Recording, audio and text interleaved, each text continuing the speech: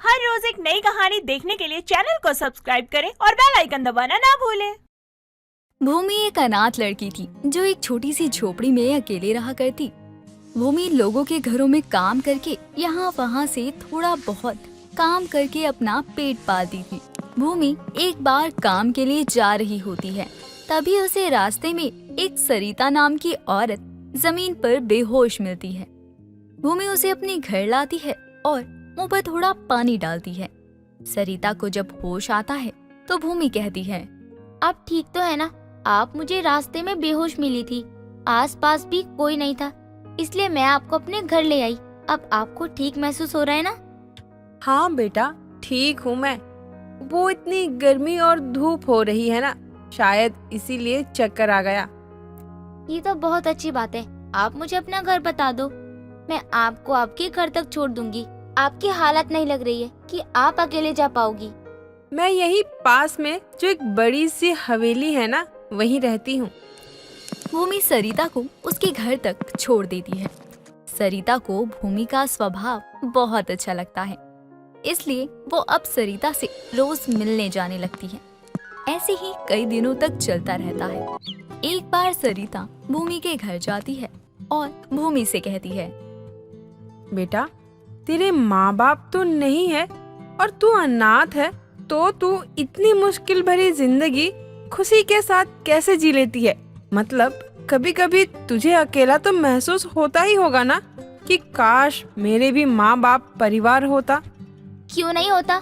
होता है ना, लेकिन जो चीज हो नहीं सकती उसको लेकर मैं बैठ जाऊं, तब तो मेरी जिंदगी चल पड़ी ना। मुझे खुद को ही संभालना है और सब खुद ही करना पड़ता है, इसीलिए मैं इन सब बातों में खुद को ज्यादा आगे नहीं करती हूँ और चुपचाप खुद के बारे में सोचकर सो जाती हूँ। बेटा, तुम सच में बहुत अच्छी हो, मुझे ऐसे ही बहू चाहिए। मेरे जैसी तो हजारों भूमि घूम रही हैं बाहर, उसमें से कोई ना कोई आपको आपकी बराबरी की मिल ही जाएगी। आप टेंशन मत लीजिए, मुझसे भी बहुत अच्छी बहू मिलेगी आपको। मुझे तलाश किसी और की नहीं बल्कि तेरी ही है। क्या तू मेरे घर की बहू बनेगी? मैं कैसे? आप तो मुझे ठीक से जानती भी नहीं हो, फिर इतनी बड़ी बात आप मुझसे कैसे कह सकती हो? और अनाथ बच्चों को तो बस बड़े लोग धुतकारते हैं, ना कि अपने घर की बहू बनाते हैं। लोग जो भी करे, हमें उनसे कोई मतलब नहीं है। मुझे तो अपने बेटे के लिए तू बहुत ही अच्छी लगी है। देख बेटा, मना मत करना। अब तो वैसे भी इतना समय हो गया है, अब तो तू थोड़ा बहुत मुझे ही जान ही गई होगी। वो बात नहीं है, मैं एक अनाथ हूँ। यहाँ तो मेरा घर आपके घुसल खाने से भी ज्यादा छोटा है, और अगर आपके बेटे को मैं अच्छी नहीं लगी तो क्या करोगी आप? मेरे बेटे की पसंद नापसंद मैं अच्छे से जानती हूँ। मुझे जितनी पसंद आई हो तुम, उससे कई ज्यादा मेरे बेटे को पसंद आओगी। मुझे इस बारे में थोड़ा सोचने का समय चाहिए, उसके बाद ही मैं आपको कुछ बता सकती हूँ। आपने अचानक से इतना कुछ बोल दिया, अभी मुझे कुछ भी समझ नहीं आ रहा कि क्या हो गया ये। कोई बात नहीं बेटा, मैं समझ रही हूँ कि अचानक से अपनी शादी के बारे में सुनकर ये सब सोचने पर मजबूर कर देती है, लेकिन तू विश्वास रख, हम लोग तुझसे बहुत प्यार करते हैं और मुझे ये भी पता है कि तू आखिर मेरी ही घर की बहू बनेगी। बाकी तुझे जितना समय चाहिए ले लो और फिर मुझे बता देना। सरिता की ये सारी बातें भूमि को हैरान कर जाती हैं और वो बस ये सारी बातों के बारे में ही सोच रही थी। उसके दिमाग में इस बात के अलावा और कुछ नहीं चल रहा था। तभी भूमि खुद से बात करते हुए कहती है, मेरा इस दुनिया में कोई नहीं है, मैं अनाथ हूँ, और ये सब जानने के बाद भी सरिता जी अपने बेटे की शादी मेरे साथ कराना चाहती हैं।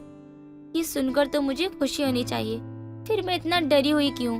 शायद मुझे इस रिश्ते के लिए हाँ कर देनी चाहिए। भूमि अपनी शादी के बारे में काफी ज्यादा सोचती है और अंत में फैसला लेती है कि वो सरिता के बेटे से शादी करेगी। ये सारी बात भूमि सरिता को बताने के लिए उसके घर जाती है। माँ जी, मुझे रिश्ता मंजूर है। आपने मेरे बारे में इतना सोचा और मैं भी आपकी बात से पूरी तरह सहमत हूँ, लेकिन मैं शादी में ज्यादा खर्चा नहीं कर सकती हूँ। बहुत अच्छा किया बेटा, तुमने रिश्ते के लिए हाँ करके, और शादी के खर्चे की तू जरा भी चिंता मत करना। मैं हूँ ना, मैं सब संभाल लूंगी। और मैंने तेरे लिए एक लहंगा भी ले लिया है। ठीक है माँ जी, अब तो मैं आपको माँ जी कह सकती हूँ ना? हाँ, जरूर बोल सकती हो। वैसे भी अब तो तुम मेरी बहू ही बन गई हो। अच्छा, हम कल ही शादी करवा देंगे, तुम्हारी और मेरी बेटी की। ज्यादा लोगों को मैं नहीं बुलवाना चाहती, बस हम 3 लोग बहुत हैं। लेकिन माँ जी इतनी भी क्या जल्दी है? कम से कम 1 हफ्ता तो रुकना ही चाहिए ना। एक बार मैं आपके बेटे से मिल लेती हूँ तो हम दोनों एक दूसरे को जान लेंगे। बहू, इतना मत सोच, और शादी ब्याह जितनी जल्दी हो जाए उतना ही अच्छा होता है। और रही बात मिलने की, तो वो अभी यहाँ नहीं आ सकता, सीधा शादी में ही आएगा। और शादी के बाद तो तुम दोनों एक दूसरे को फुर्सत से जानते रहना, तब तो कोई भी नहीं रोकेगा तुम्हें। माँ जी आप सही कह रही हो, लेकिन ये सब इतनी जल्दी हो रहा है तो मुझे बहुत ही अजीब लग रहा है। आपका बेटा और मैं एक भी बार नहीं मिले, ना हमारी बात हुई, ना देखा है, और आज रिश्ता तय हुआ है, कल शादी है। मुझे इतनी जल्दबाजी करना कुछ ठीक नहीं लग रहा। बहू, मैं समझ रही हूँ कि तू क्यों आखिर डर रही है। मैं भी तेरी सास हूँ, मुझ पर भरोसा रख। मैं एक बुढ़िया हूँ, मुझ में आखिर जान ही कितनी बची है। मैं चाहती हूँ कि तुम दोनों की शादी करा दूँ, लेकिन पता नहीं तुम कौन सा शक पाले बैठी हो। ठीक है माँ जी, अगर आप इतना बोल रही हो तो मुझे कोई दिक्कत नहीं है जल्दी से शादी करने से। हम कल ही शादी कर लेंगे। अब हुई ना बात। अच्छा बहू, तू यहीं रुक जा। क्या 1 दिन के लिए अपने घर जाएगी? मैं तुझे तेरी शादी का लहंगा देती हूँ, तू एक बार पहन कर देख कि ठीक आ रहा है या नहीं। सरिता भूमि को उसके कमरे में छोड़ देती है और वहाँ उसका लहंगा रख देती है। भूमि लहंगा पहनकर देखती है कि तभी एक अनजानी सी आवाज आती है। तुम यहाँ से भाग जाओ, वरना ये लोग तुम्हारा भी इस्तेमाल करेंगे। ये आवाज कहाँ से आ रही है? कौन है यहाँ? बाहर आओ, कौन है? मैं कोई इंसान नहीं हूँ। जो लहंगा तुमने पहना हुआ है वो कोई मामूली सा लहंगा नहीं, वो एक जादुई लहंगा है। आज से पहले कई लड़कियों ने इस लहंगे को पहना है, लेकिन उनमें से किसी को भी मेरी आवाज सुनाई नहीं दी, क्योंकि उन लोगों ने अपने जीवन में कोई न कोई पाप किया था, और तुम्हें मेरी आवाज सुनाई दी क्योंकि तुमने कोई पाप नहीं किया। लेकिन तुम ये क्या कह रहे हो? मेरी तो शादी होने वाली है। नहीं, तुम्हारी शादी नहीं होगी, तुम्हारा सौदा होगा। शादी के नाम पे तुम्हारी शादी एक बूढ़े व्यक्ति से करवाई जाएगी, और वो तुम्हारे साथ क्या क्या करेगा ये तुम सोच भी नहीं सकती। इसलिए अभी भी समय है, भाग जाओ यहाँ से। लेकिन ये ऐसा क्यों कर रहे हैं? और मैंने इनका क्या बिगाड़ा है? इस घर की जो मालकिन है वो पैसों की बहुत लालची है। वो तुम जैसी मासूम लड़कियों को लाती है और बेच देती है। बात करने में समय खराब मत करो, भागो, भाग जाओ यहाँ से।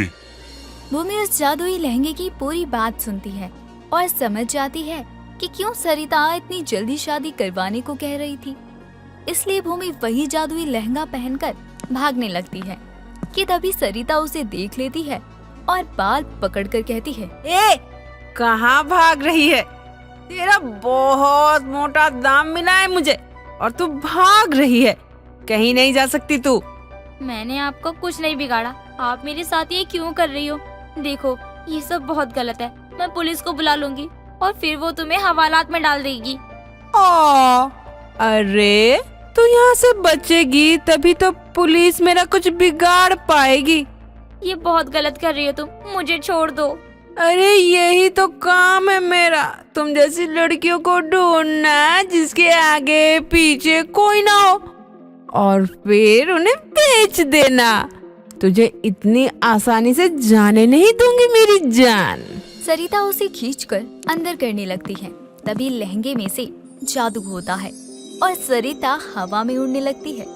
भूमि मौका देखकर वहां से भाग जाती है और पुलिस को सारी बात बता देती है, जिसके बाद सरिता को गिरफ्तार कर लिया जाता है और फिर भूमि उस जादुई लहंगे को कभी खुद से अलग नहीं करती। दोस्तों, अगर आपको ये कहानी पसंद आई तो इसे लाइक करें, शेयर करें और कमेंट करके बताएं कि कहानी में आपको सबसे अच्छा क्या लगा।